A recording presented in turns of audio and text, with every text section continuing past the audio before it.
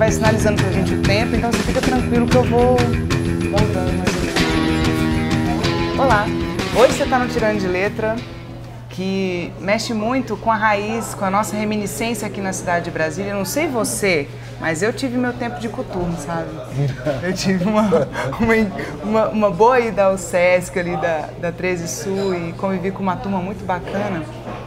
E lendo o teu livro, é impressionante como a gente se cruza nessa cidade, né? É uma cidade muito diversa, assim, diversificada. A gente se cruza o tempo todo com gente que está produzindo muita coisa diferente. E aí eu topo contigo e lembro muita coisa da minha própria trajetória, assim, né?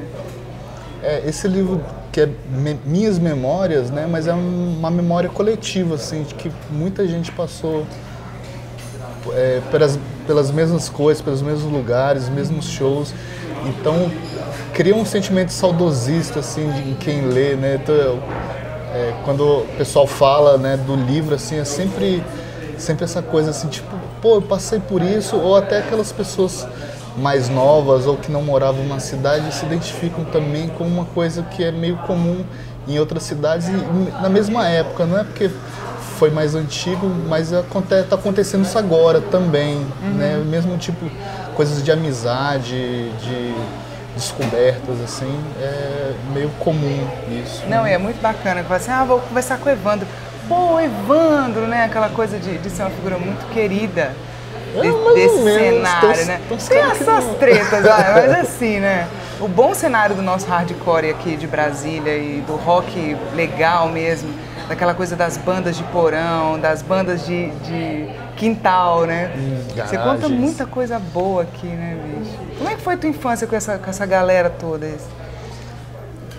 Assim, em 85, eu já estava começando a conhecer umas pessoas, já estava querendo montar um projeto, eu tinha essa ideia assim, pô, eu quero fazer rock, né?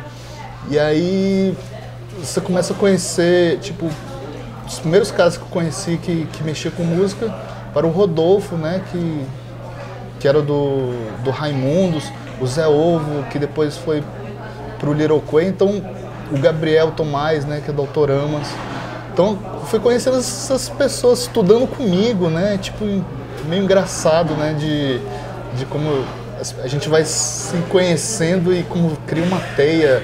E pro futuro eu falo assim, pô, eu estudava com aquele cara e tal, né? Tive banda com aquele pessoal, né? E a gente cresceu junto. E foi até engraçado, né? Que o Lago Sul, que seria o lugar mais difícil de uma cena hardcore acontecer, cara, e foi lá justamente que começou, né, essa coisa do Raimundos, Little Quay, que foram bandas bem importantes no cenário não só de Brasília, como nacional, e eu tá inserido lá e meio, por isso que eu me senti meio até obrigado a escrever esse livro, até para poder contar para as pessoas saberem como é que era meio na intimidade essa relação de amizade que a gente tinha, até porque hoje, assim, o cara mais jovem, ele tá muito ligado na internet, celular, e a gente não tinha nada disso, era meio contato mais próximo de... Tá junto, se reunir, né? De uma coisa física, né, de estar presente e querer fazer as coisas, assim, sem obrigações, né, de mercado, que hoje existe uma coisa, o moleque quer começar uma banda, ele já tem várias noções de, pô, quero fazer coisas na internet, quero fazer merchandise, parará, e a gente não tinha nada disso, né, tipo, as primeiras bandas a gente não conseguia nem gravar fita cassete, né? Hoje o moleque muito louco isso, eu pensando agora tem MySpace, tem um monte de... Você grava numa facilidade muito grande também. Você falando aqui no livro que no começo vocês não tinham como gravar uma demo, tudo, long play, né? Não era essa facilidade. Pô, liga um gravador, você joga num programa, no computador, trabalha aquela música toda. O cara faz isso no quarto dele, ele consegue fazer. A gente tinha um Roy Street Flash. A gente só foi conseguir gravar em 1997, assim, a gente já tinha acabado, 5 anos depois que a gente acabou, que a gente se reuniu para poder gravar E assim, em 97 ainda teve muita dificuldade, não era essa moleza que é hoje. Eu adorei o nome da banda, a explicação que você dá é muito boa, né? Eu nem lembro mais. Porque daí não é Straight Flush, né? É Straight Flash, né? Rua e carne. Ficou muito bom isso. Como é que era ali, vocês reunidos? Eu fico imaginando, porque são todas figuras que a gente hoje, e a gente partilhou mais ou menos desse mesmo período da década de 80, a gente se conhecia muito, essa turma, essa galera, né? Se cruzava muito na cidade, nas ruas de Brasília. E tinha essa coisa do ócio, mas era um ócio produtivo muito bom, né, cara? As pessoas se reuniam e escreviam letras muito boas, assim. É assim, o nosso núcleo foi na casa do Berman, né? Que ele comprou uma bateria e como ele fazia muito barulho na sala, os pais dele faziam, vamos fazer uma casinha de pré-moldada no jardim, que aí lá ele faz o barulho lá. A gente começou a ensaiar, mas aquela coisa de dificuldade, não era nem de comprar o instrumento, o equipamento, a questão financeira, era de não ter onde comprar, não existia loja, né? Hoje tudo mais fácil. Aí a gente ficou assim, mano, o cara tem uma banda ali, o cara tem um amplificador, o cara, tem 2 microfones. Aí começou a juntar equipamento de outras bandas para ter um equipamento razoável para que, assim, numa tarde de domingo ou de sábado, 6 bandas tocassem. Então virava um clube, virava... com piscina, churrasqueira. 30 pessoas ali esperando a vez para poder ensaiar. Nesse tempo que estava conversando, já estava armando. Pô, a gente podia fazer um show. Pô, vamos fazer um projeto paralelo. Pô, vamos montar uma banda de ska.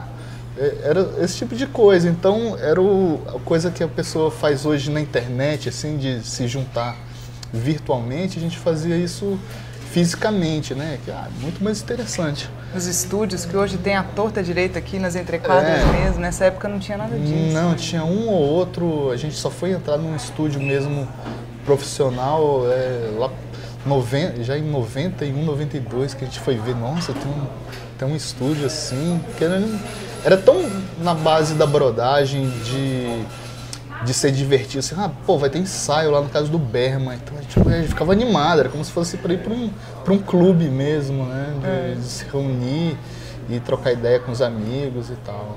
Quando que te deu vontade de escrever essas histórias?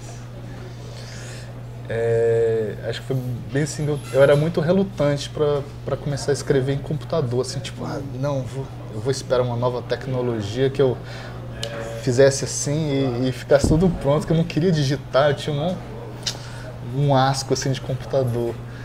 Aí eu peguei um computador velho assim para começar a digitar e comecei, tá que legal esse negócio de computador, que eu tinha um monte de coisas de papel, tudo escrito em folha de bic assim.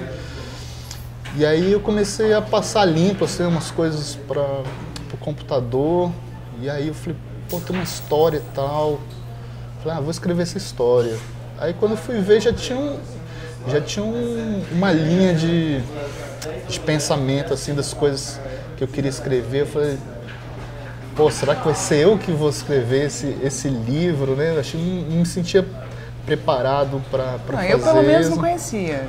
Tem essa memória do hardcore brasiliense? Não tem, né? Assim, tem, mas tá só na cabeça dos caras assim que fizeram parte.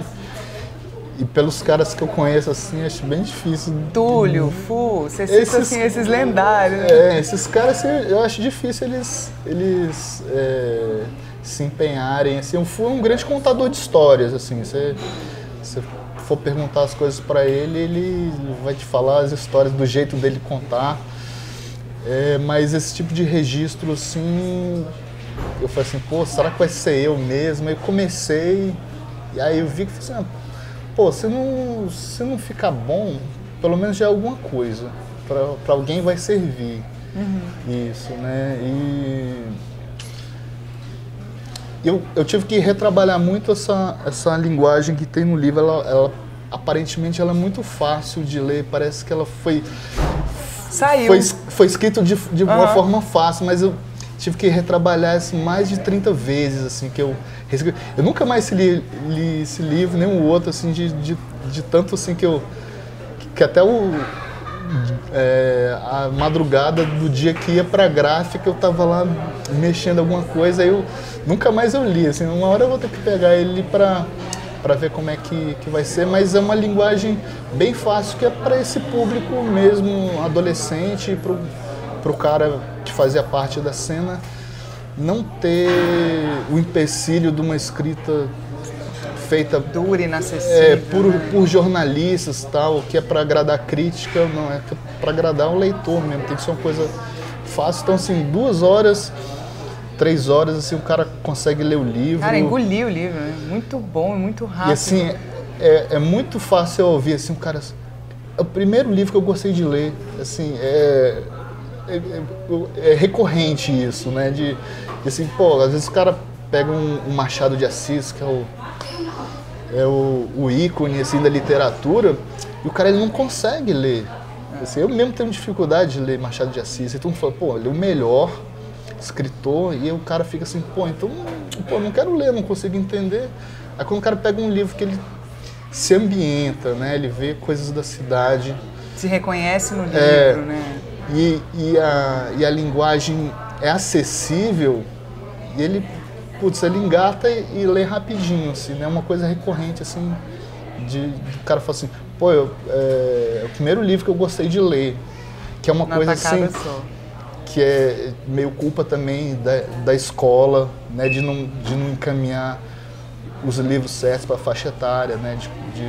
De dar livros difíceis para até da própria realidade, né? Porque aqui você está num recorte, num tempo, de pessoas que são o meio, né? As pessoas estão vivendo isso aqui.